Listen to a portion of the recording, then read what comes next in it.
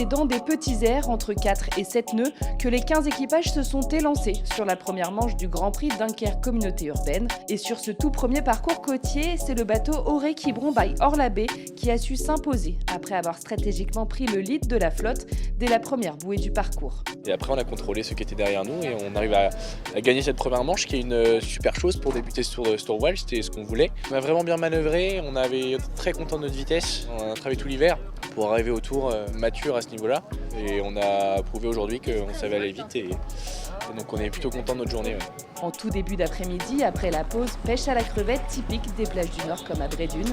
Le vent avait forci et les 60 équipiers engagés ont pu rejoindre la jetée de Dunkerque sur le second parcours côtier de la journée. Un bon départ pour le bateau La Réunion qui a réussi à conserver son avance et à s'octroyer la victoire.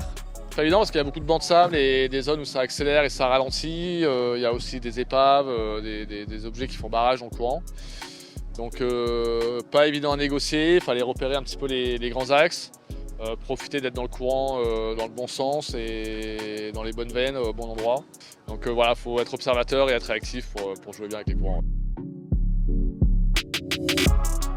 Au classement général de cette première journée du Tour Voile, l'équipage mené par Estelle Grec et Pep Costa monte sur la plus haute marche du podium et remporte également le Grand Prix Dunkerque Communauté Urbaine. Demain, place à la première grande course. À 11h, les figaristes pointeront leurs étraves direction la Belgique au port de Blankenberg. Merci à tous, bon tour.